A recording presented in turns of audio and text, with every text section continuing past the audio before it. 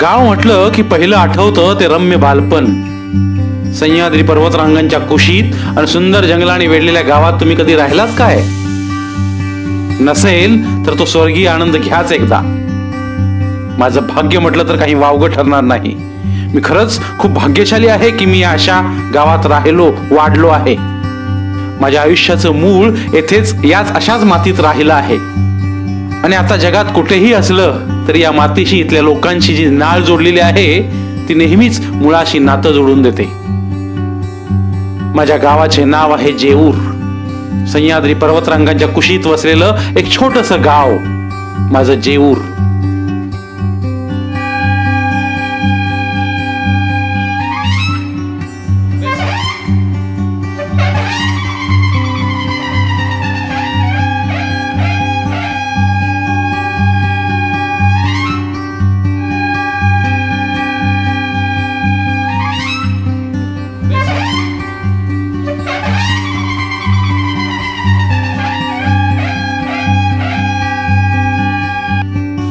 माझं गाव तसं पाहायला गेलं तर आजरा तालुक्याचं जवळजवळ पश्चिमेकडील शेवटचं गाव. गावच्या चहू बाजूनी बेधुंद डोंगर दऱ्या आणि घनदाट जंगलं आहेत. लोक अगदी रूढी परंपरा जपत निसर्गाच्या सान्निध्यात नैसर्गिक पद्धतीने जगत आहेत. तिथं कृत्रिमता तशी आजही कमीच आहे आणि याच गोष्टीचा फार आनंद आणि अभिमान आहे मला. माझा गाव आजरा या आमच्या तालुक्याच्या ठिकाणाहून अगदी 9-10 किलोमीटरच्या अंतरावर अगदी पश्चिम सीमेकडील भागात आहे. आजरा येथून गावाकडे जाण्याचा मार्ग म्हणजे जणू एक आल्हाददायक प्रवासच असतो. मध्येच एखादं गाव, मध्येच घनदाट जंगल, रस्त्याच्या दुतर्फा झाकळून आलेली झाडे मनाला वेध लावून जातात. बरेच दिवस शहरात राहून आलेल्या माणसांसाठी हा एक सुखद धक्का किंवा स्वर्गीय सुखाचाच एक भाग असतो. गावच्या सीमेत प्रवेश करताच श्री चाळोबा नावाचं श्रद्धास्थान आहे.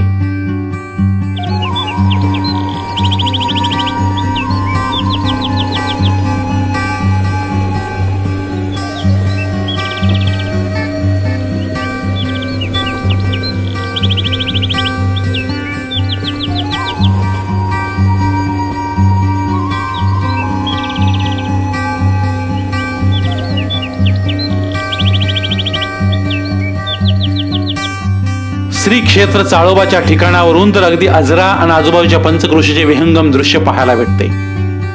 ते दूरवर असलेले चित्री धरण, पावसाच्या शुभ्र कोसळत्या धारात हा नयनरम्य सोहळा टिपताना मनाला अगदी एक लाक्षणिक सौख्य लाभते.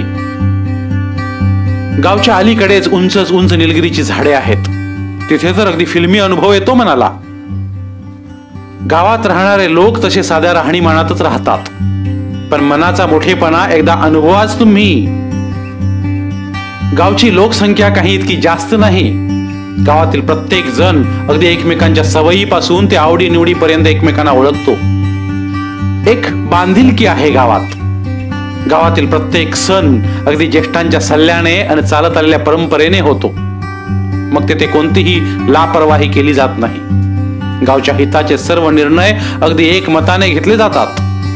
गावात प्रवेश केला की अगदी दुतर्फा उतरत्या छपरांची लाल कौलारू घरे आहेत.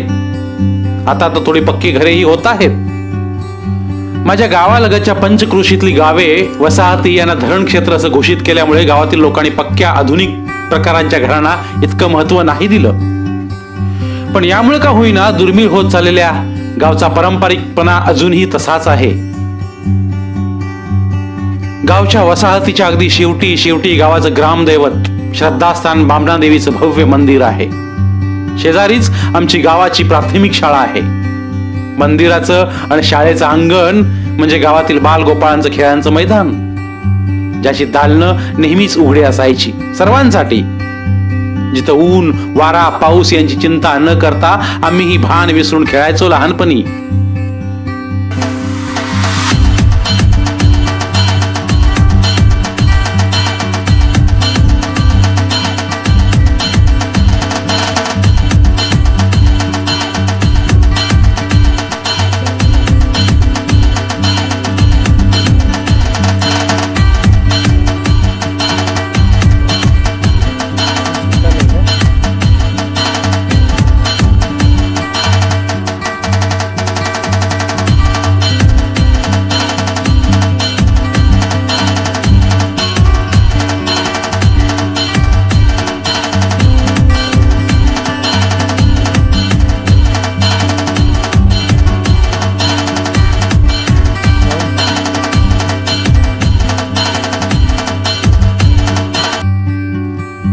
भात शेती हा प्रमुख शेती प्रकार असल्यानं गावच्या लगतच अगदी हा भात शेतीचा शिवार दिसून येतो.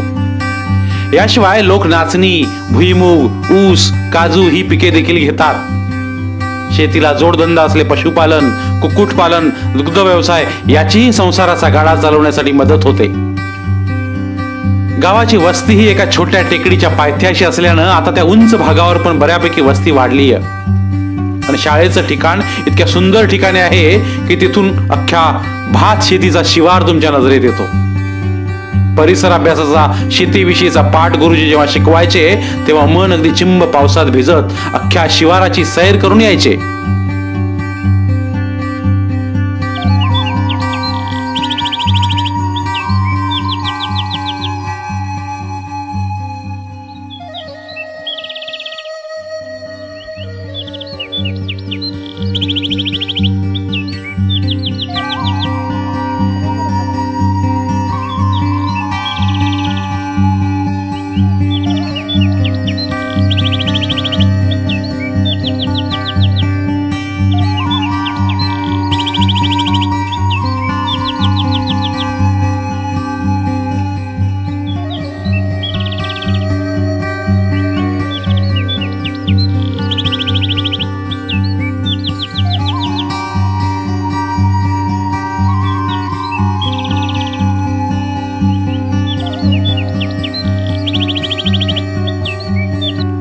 गावची वस्ती ही भौगोलिक दृष्ट्या नदी, ओहोळ किंवा ओढ्या जवळपास राहते. तसेच माझ्या गावालाही ओहोळ आहे. तार ओहोळ हे तिचं नाव. श्री क्षेत्र खेतोबा येथे उगम पावणारी ही ओहोळच गावाला जलपुरवठा करते. या ओढ्यावर मासे पकडायला जाणे, खेकडे पकडणे, पोहायला जाणे, म्हैशी चारायला जाणे, करवंद, आंबा, फणस, तोरण, पेरू या रानमेव्यासाठी जंगलात भटकंती हा आमच्या गावातील बाल जीवनाचा एक अविभाज्य घटक आहे बरं का. आजही आम्ही जेव्हा जेव्हा इथे येतो तेव्हा इथल्या बातीचा गंध मन कसं भारावून टाकतो. त्या गंधाने मनाला मोहर येऊन रम्य बालपणाची फुले भरून येतात. अगदी तुम्ही कुठेही जा पण गावातील बालपणाची तोड कुठेच नाही.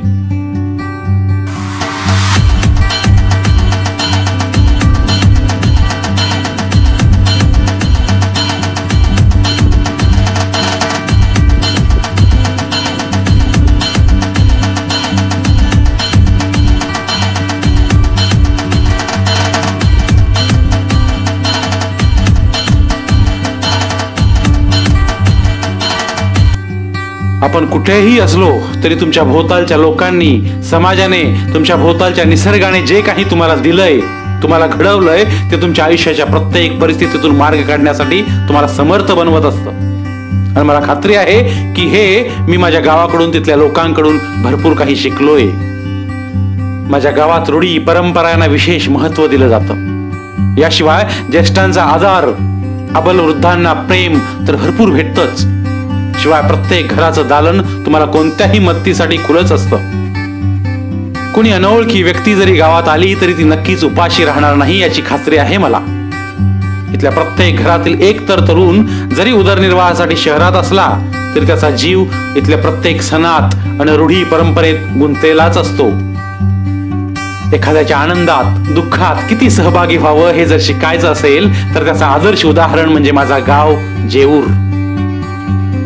मला वाटतं सणांनाही एक सुगंध असतो आनंदाचा. तो कधी अनुभवायचाच असेल तर छोट्या लोकवस्तींच्या गावांची सफर करा.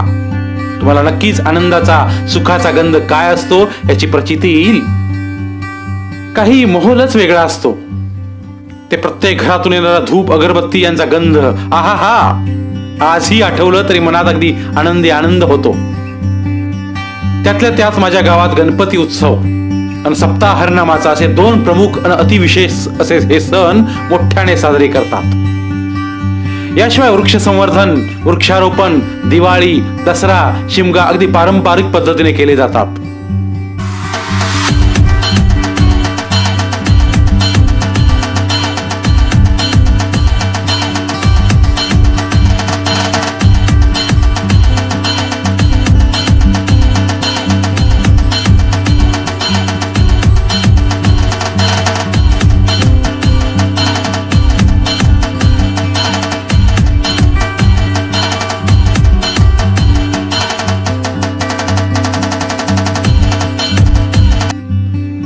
जो सप्ताह असतो याचं नियोजन गावकरी तसेच गावाबाहेर उदरनिर्वाहासाठी असलेल्या तरुणांची मंडळे करतात. याचे स्वरूप काही विशेषच असते. पंढरीचा विठुराया ही हा सोहळा आनंदानं पाहत असेल. संध्याकाळी जागरणाच्या वेळी सादर केला जाणारा जनप्रबोधनात्मक सोंगी भजन हा कार्यक्रम अगदी आमच्या पंचक्रोशीत प्रसिद्ध आहे. आणि हा जुना वारसा नव्या पिढीनेही तितक्याच ताकदीने टिकवून ठेवलाय, याचा सार्थ अभिमान आहे आम्हाला. याच दिवशी गावाबाहेर असणाऱ्या गावातील तरुणांची मंडळे गावातील शाळेपासून सर्व क्षेत्रात विशेष कामगिरी करणाऱ्यांचे भेटवस्ती देऊन अभिनंदन करतात.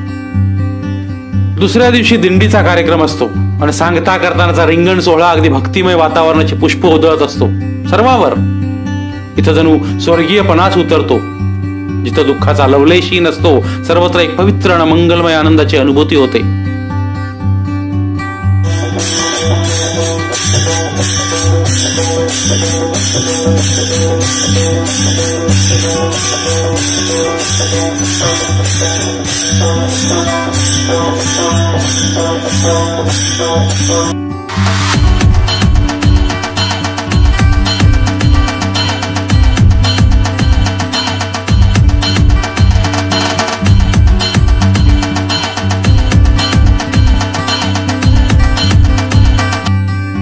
गावात व्यतीत केलेल्या सर्व क्षणांची शिदोरी माझ्यासारख्या गाव सोडून बाहेर राहणाऱ्या सर्व माझ्या खेडूत तरुणांकडे आहे.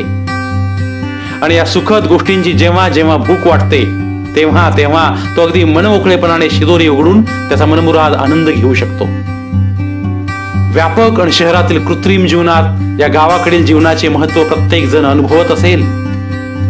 मला वाटतं आजच्या धावपळीच्या आणि कृत्रिम जीवनात गाव हाच एक घटक असा आहे की जो दुर्मिळ होत चाललेल्या रूढी आणि परंपरा जपत चाललाय. आणि यापुढेही हे कार्य तो अविरत करत राहील. मला आनंद आहे की माझा गाव या कार्यात अगदी लाक्षणिक भूमिका बजावत आहे. त्यामुळे गावाच्या आपलेपणाची आपुलकीची ओढ कधीच कमी नाही होणार. म्हणून मला इथं असं बोलावं वाटतं. गावाचे ही नाव आठवताना मन धाव घेई. बालपणाला कवेत घ्याया किती त्याची घाई. मृदू गंधानेच मन कसं ते उल्हसित होई. गावाची ती हाक वेगळी. ओढ जीवाला लावी, ओढ जीवाला लावी.